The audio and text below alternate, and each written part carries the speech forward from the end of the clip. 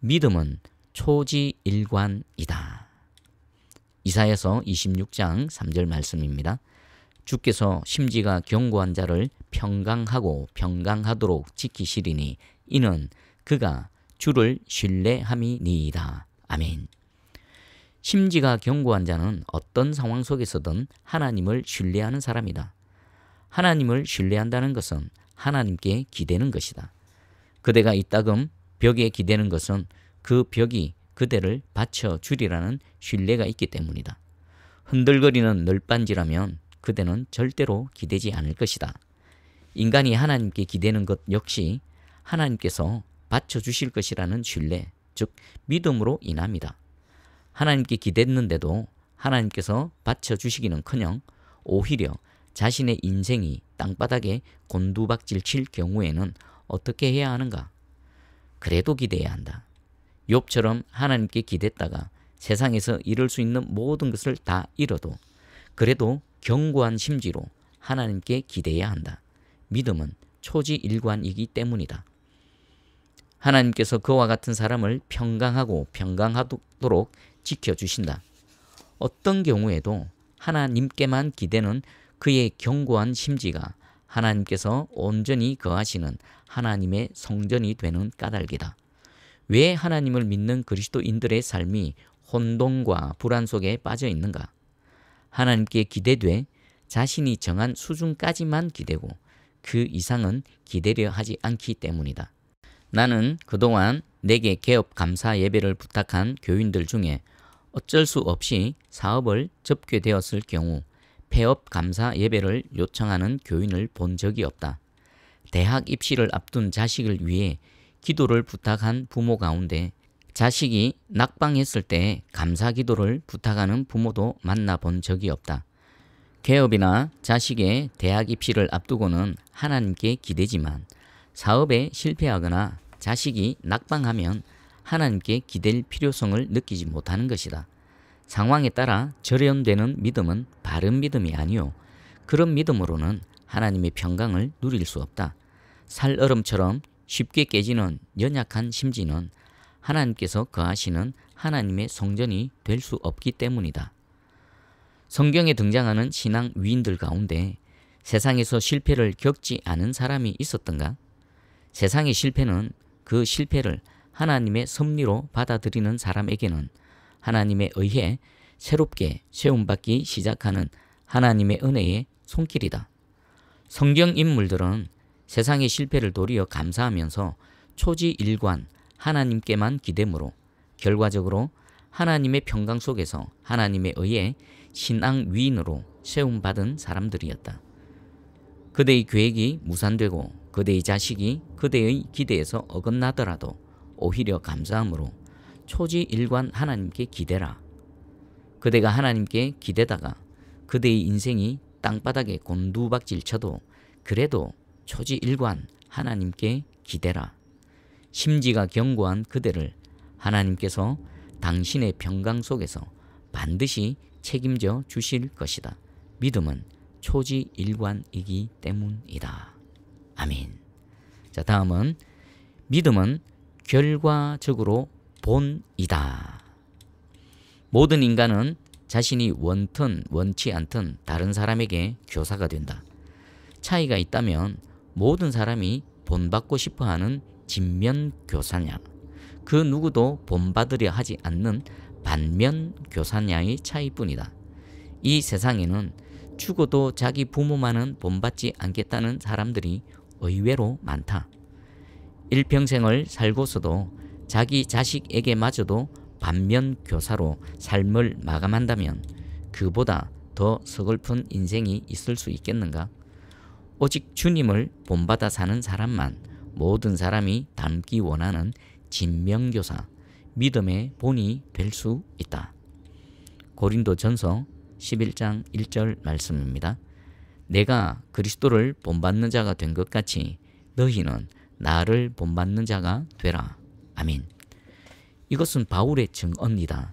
이 증언의 진위를 파악하지 못하면 바울을 대단히 교만한 사람으로 오해할 수 있다. 이 증언은 바울 스스로 이 세상 모든 사람의 본을 자처한 선포가 아니다. 바울의 정언에 추석을 가하자면 이런 말이다. 내가 예수 그리스도를 내 삶의 본으로 삶아 살았더니 나도 모르게 사람들이 나를 본받으려 하더라. 그러므로 여러분들도 나처럼 예수 그리스도를 본으로 삼는 삶을 살라. 그래서 바울의 설교를 들은 베스도 총독이 바울아 내가 미쳤도다.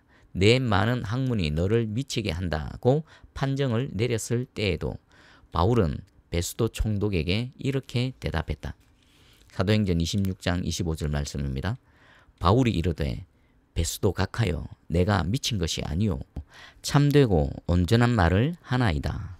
아멘. 사도행전 26장 29절 말씀입니다. 바울이 이르되 말이 적으나 많으나 당신뿐만 아니라 오늘 내 말을 듣는 모든 사람도 다 이렇게 결박된 것 외에는 나와 같이 되기를 하나님께 원하나이다 하니라. 아멘. 바울은 자신을 미쳤다고 판정한 베스도 총독에게 오히려 당신이 나와 같이 되기를 원한다고 밝혔다. 주님을 본으로 삼는 바울 자신처럼 살지 않으면 천하의 베스도 총독이라 해도 욕망의 포로에 불과한 그의 인생은 결국 반면교사로 끝날 것임이 불을 보듯 뻔했기 때문이다. 고린도전서 10장 33절 말씀입니다. 나와 같이 모든 일에 모든 사람을 기쁘게 하여 자신의 유익을 구하지 아니하고 많은 사람의 유익을 구하여 그들로 구원을 받게 하라. 아멘.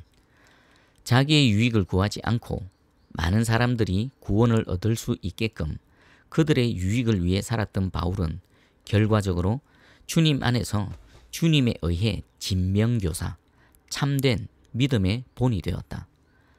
오늘날에도 그리스도인들은 세상을 향해 복음을 외치지만 왜 세상 사람들은 귀를 닫고 그리스도인들을 본받으려 하지 않는가? 그리스도인들이 자신의 유익만 구하는 탓이다. 자신의 유익만 구하는 사람은 아무리 크게 성공해도 반면교사로 생을 마감할 수밖에 없다. 자신의 유익만 구하느라 수많은 사람들의 유익을 짓밟을 테니 말이다.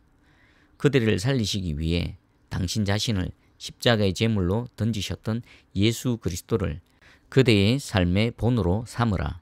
많은 사람들이 그들을 통해 주님의 구원을 입을 수 있도록 그대의 삶으로 그들의 유익을 구하라. 주님께서 그대를 모든 사람들이 본받기 원하는 진명교사, 참된 믿음의 본으로 세워주실 것이다. 아멘. 이제 마지막 결론 부분입니다. 지금까지 우리는 믿음을 10개의 다른 용어로 대체하여 믿음의 개념을 재정립해 보았다. 그리고 그 과정을 통해 우리는 중요한 결론을 얻게 된다. 첫째, 믿음의 개념을 새롭게 정립하면 할수록 그대의 믿음은 날로 새로워진다. 시편 96편 1절은 새 노래로 여호와께 노래하라고 명령한다. 시편에는 동일한 내용의 명령이 여러 차례 반복되고 있다. 새 노래로 여호와께 노래하라는 것은 매번 새 노래를 만들어 부르라는 말이 아니다. 요즘 어버이날로 불리는 5월 8일이 예전에는 어머니날이었다. 해마다 어머니날이면 학생들은 학교에서 어머니의 마음을 불렀다. 나 실제 괴로움 다 잊으시고 기러실제 밤낮으로 애쓰는 마음, 진자리 마른 자리 갈아 뉘시며 손발이 다 닳도록 고생하시네. 하늘 아래 그 무엇이 넓다 하리오. 어머님의 희생은 가히 없어라. 어린 학생들은 매년 별 감흥 없이 이 노래를 불렀다. 그러나 그들이 장성하여 결혼하고 아이를 낳아 진자리 마른 자리 갈아 누이느라 밤잠 설치면 이 노래의 가사만 떠올라도 어머니 생각에 눈물이 핑 돌게 된다. 별 감흥 없던 노래가 새 노래가 되었기 때문이다. 아무리 오래된 노래라도 새로운 마음으로 부르면 새 노래가 되고 방금 작곡된 노래라도 묵은 마음으로 부르면 묵은 노래에 불과할 뿐이다. 그대가 믿음의 개념을 새롭게 정립해 갈수록 그대의 마음은 하나님 앞에서 새로워지고 새로운 마음으로 살아가는 그대의 삶은 하나님을 향한 새 노래가 된다. 둘째, 날로 새로워지는 믿음은 그대의 미래뿐 아니라 과거까지 새롭게 한다. 그대의 믿음이 날로 새로워져 간다면 그대의 믿음이 새로워지는 만큼 그대의 현재와 미래가 새로워질 것은 두말할 나위도 없다. 그와 동시에 새로워진 그대의 현재 속에서 그대의 지난 과거까지 새로운 의미로 성화하게 된다. 야구는 9회 말에 끝이 난다. 9회 초까지 8대 0으로 지고 있던 팀이 9회 말에도 득점에 실패했다면 그 경기는 그것으로 끝이다.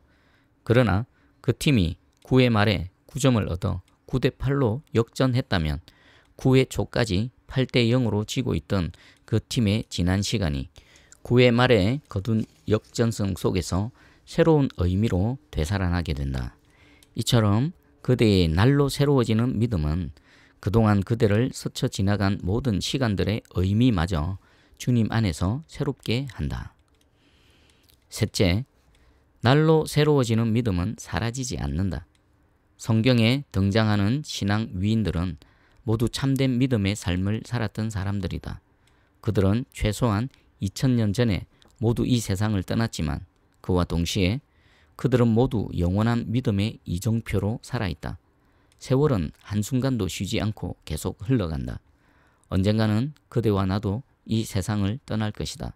그러나 그대의 믿음이 날로 새로워져 가는 한 그대가 이 세상을 떠난 뒤에도 그대의 삶의 족적은 영원한 하나님의 나라를 향한 이정표로 남을 것이다. 그대의 믿음의 대상이신 하나님께서 영원하시기에 영원하신 하나님을 믿는 그대의 믿음이 영원히 사라지지 않을 것이기 때문이다. 믿음의 개념을 늘 새롭게 정립하는 것은 참으로 중요하다.